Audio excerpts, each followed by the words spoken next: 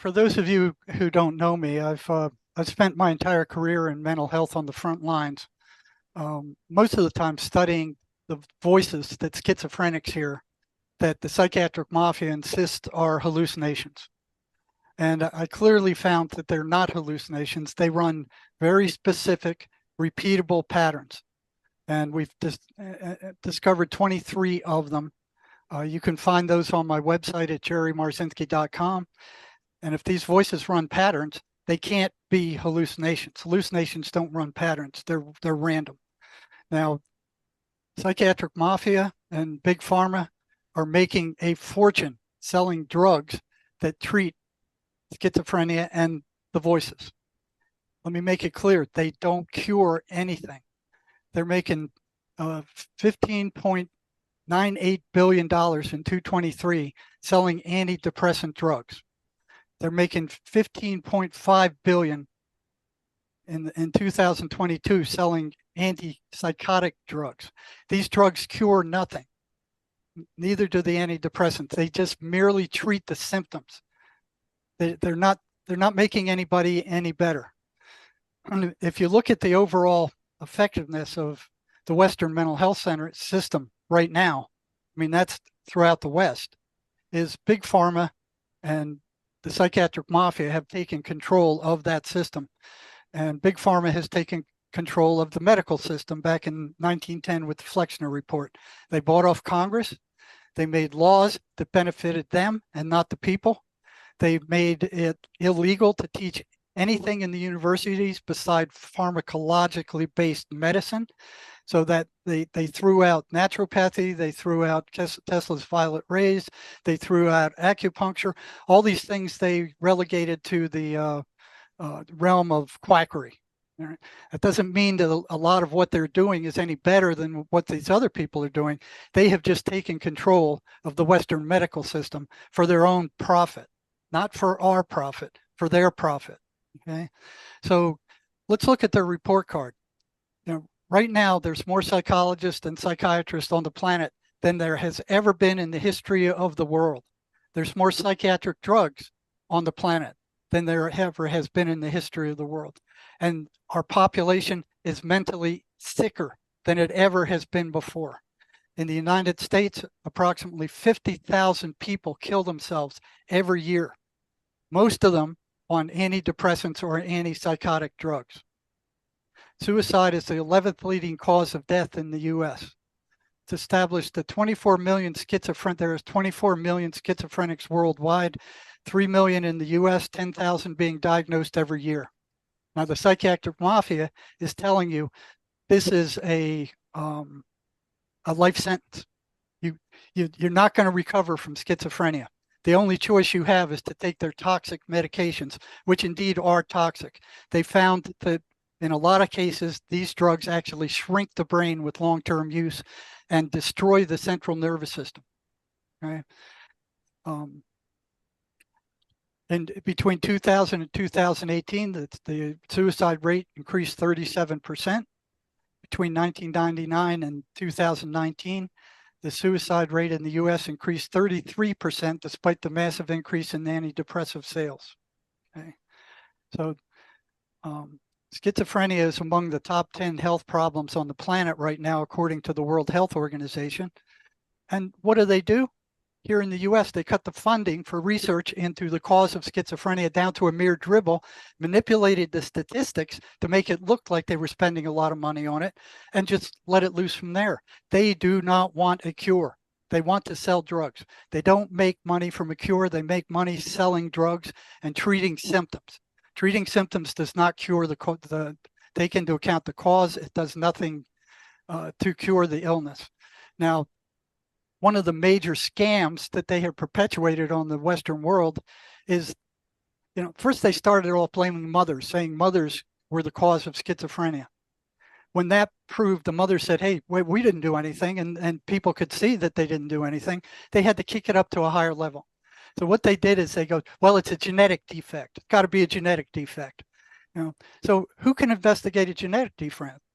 Only a very small proportion of the population, the geneticist. Okay, so they got away with that for some 20 years. Oh yeah, there's some genetic or abnormality that causes schizophrenia. You know, and then some honest genetic researchers says we don't see a genetic marker for schizophrenia. It's just not there. You know, so they showed there wasn't any. Okay, so that went down the drain. So they didn't know what caused schizophrenia. They didn't know why their medications worked. Made them look like a bunch of dummies. So they had to make another excuse.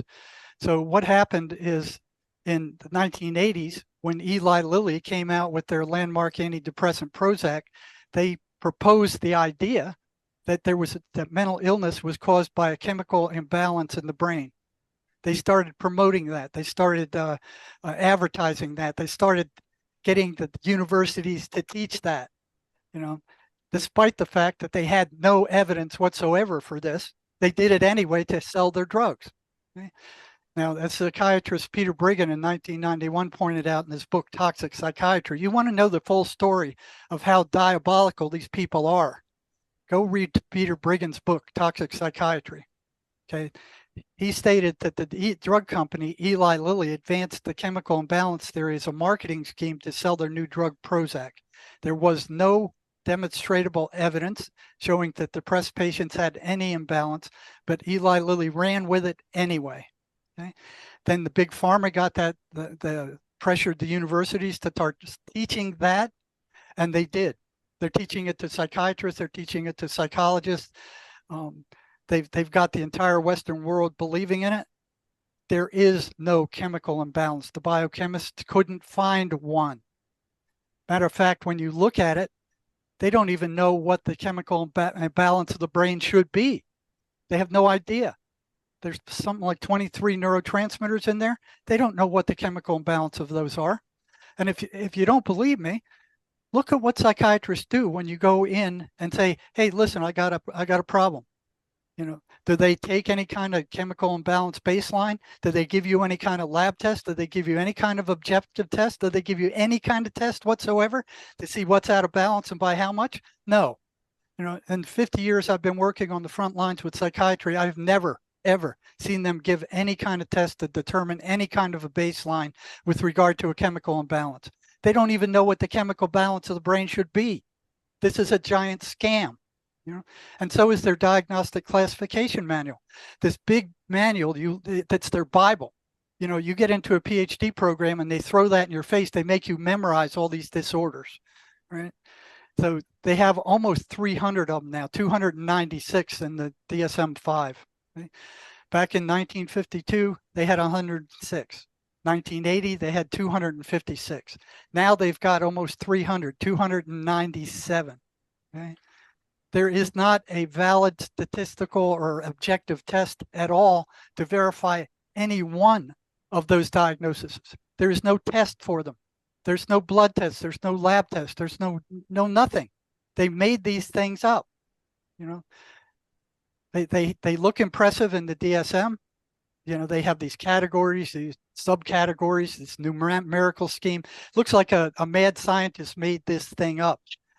But it's made up by a group of psychiatrists that meet once every 3 years, 2/3 of which are intimately tied in with big pharma.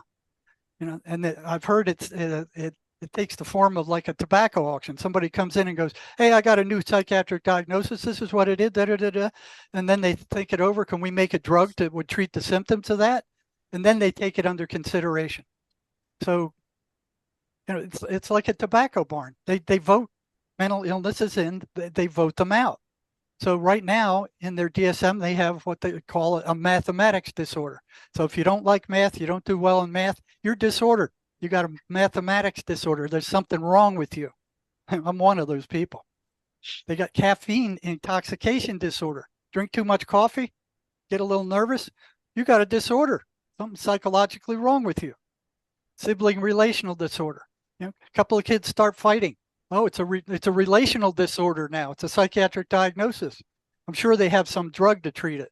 Sexual orientation disorder, homosexuality. Some of the more ridiculous ones is Florence syndrome, being overwhelmed by the beauty, such as in Florence, Italy. The symptoms are fainting and dizziness. The suggested treatment is antidepressant drugs. Paris syndrome, mostly experienced by Japanese visiting France. Symptoms are reported to be depression, anxiety, feelings of persecution. Before, it would have been called cultural shock. Okay, so what they're doing is totally insane. I mean, as far as giving the Western mental health system a grade for their treatment of mental illness, they give them an F minus. You know, and to take a quick look at if you look at the suicide rate of a population like schizophrenics, you know, their suicide rate is 5 to 10 times that of the normal population. You would say, you know, that's a unstable population, right? Makes sense. If they're killing themselves at 10 times the rate of the normal population, something's wrong with these people. You look at the suicide rate of psychiatrists, it's right up there with them. You know, according to the AMA, the suicide rate for psychiatrists is 65 out of 100,000, or 5.9 times that of the general population. These are the people who are running the Western Mental Health Center right now. These are the people who have the power to commit you because they say so. You know, these are the people who have the power to force you to take these toxic drugs. And their suicide rate is equal to that of their most volatile, suicidal population. Okay. Why is that, Jerry? Well, I think there's several reasons for that. Is, you know, one, I think they know deep down that they're really not helping anybody. They're dishing out drugs. Nobody's getting any better. The other thing is that the voices that schizophrenics hear, and we talked about this last time, they are not hallucinations. They run well-established patterns over and over and over again. And if they're running patterns, they can't be hallucinations. Now, I've seen these voices. I've spoken to them. I've spoken to hundreds of schizophrenics who are hearing voices. I've studied them for close to 50 years. Some of the most common patterns they run is they're consistently negative. They're abusive, insulting, and destructive. They'll tell the patient, you're no good, you're rotten, you're stupid, you're ugly, nobody likes you, we're going to kill you, we're going to get somebody else to kill you. They'll say anything they can to upset the schizophrenic patient. And then mysteriously, their energy disappears once they get upset. That's a consistent pattern. Okay, where does their energy go? They don't know. You know, but there's a one-to-one correspondence between the voices showing up and their energy level disappearing. Okay? Some of them will figure that out, but most of them don't see it.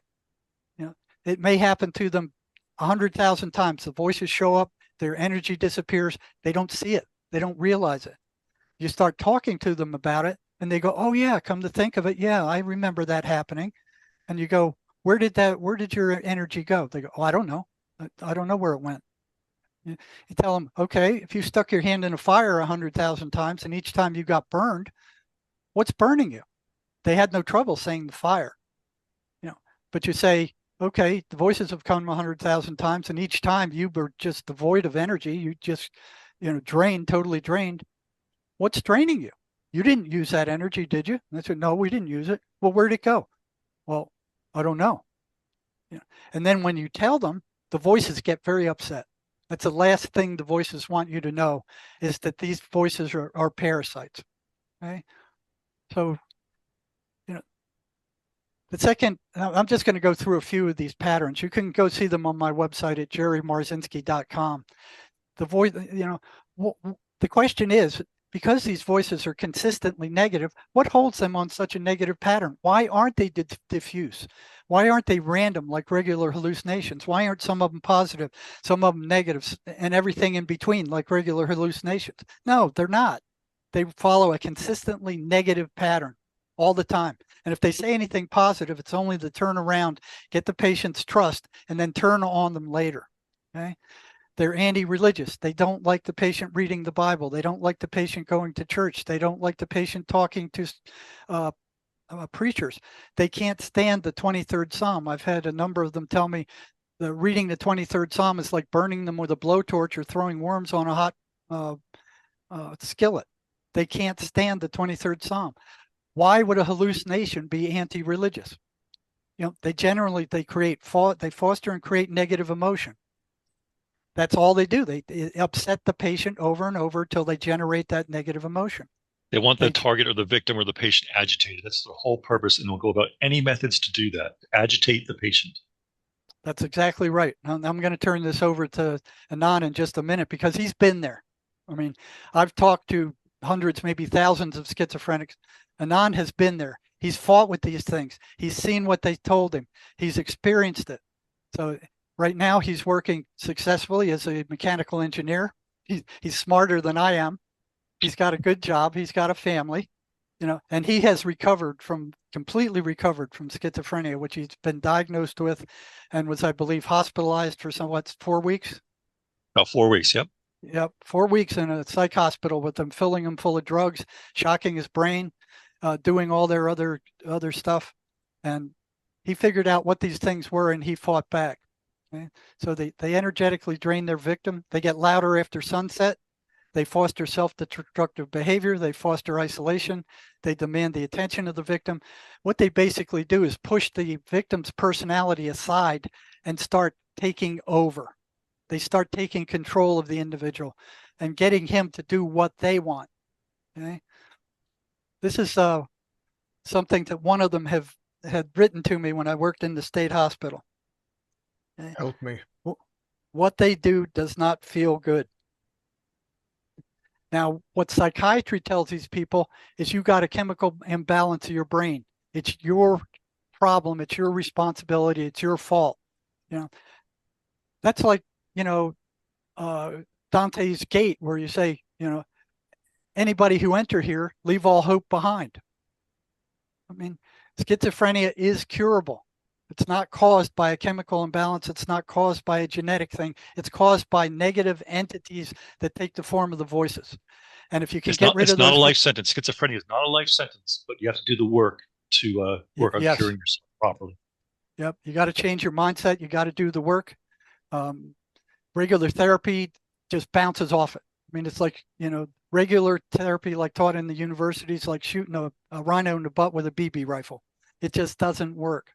There are things you can do. Again, go to my website, look up the That's a Lie program. That's very effective in weakening these things. You need to understand that these voices are not you. They are separate from you. They're coming in from the outside. They're inserting thoughts in your brain that are not yours. You have to understand that before you can take them on. Otherwise, you think it's you turning against you, and that's what psychiatry is telling you. That is not the truth. It's not going to cure you. It's not going to help you. It's going to make you worse. At this point, I'm going to turn it over to Anand. Just before you were going to turn it over to Anand, I was just curious, what percentage of schizophrenics actually know that it's the voices and not them? Very few. Very few. Very few. And like I said, psychiatry reinforces that. Oh, you got a chemical imbalance in your brain. It's your brain that's broken. They don't take into account any spiritual aspect of psychiatry or any other mental illness. We're spiritual beings. We're affected by spiritual entities. Without your spirit, you'd be dead. This is a body that you drive around with. It's like driving a car. Psychology and psychiatry have backed out of studying the spirit or working with the spirit at all, which is something that the MACE therapy does do. And I'll talk about that later. But they've completely devoided themselves of spirituality. And that's the root. That's what's going to help you get rid of schizophrenia, because these voices are demonic entities. Jesus cast them out 23 times in the Bible. And then nowadays they're like, oh, trust the science. Yeah, trust the vaccines. Trust what we're telling you. And it's like, oh, what Jesus did 2,000 years ago is it's a fairy tale. It's 2,000-year-old fairy tale. Who listens to that? The Christian churches don't teach this. They go, oh, we'll just stick with the positive stuff. It's not the positive stuff that's causing the problems. You have to know what's going wrong before you can do anything about it. You have to know that all of us are under attack by these things, not just schizophrenics. They're seen most clearly with schizophrenics, but they hit us all. They test everybody. They test everybody. How many of you have been walking down the sidewalk and all of a sudden you have this horrible thought to hit the guy in front of you or jump off a bridge or drive into oncoming traffic? I had a guy write me the other day. He goes, yeah, you're completely right. I was standing behind my boss the other day and I had this voice barge into my head and said, spit on him, spit on him. Yeah. They get us all. Those thoughts do not come from you. They come from outside. If you believe that they are you, then you're giving these things more power. You're giving them more energy. They're going to push your personality aside and they're going to take over. They're going to start telling you to do self-destructive things, things that make you anxious, things that go against your survival, things that piss off other people, things that get you isolated. They're going to push your personality aside and they're going to come in and they're going to take over. The more attention you give them, the more credence you give them, the deeper you're going to get. And they're constant. They're hitting us all the time.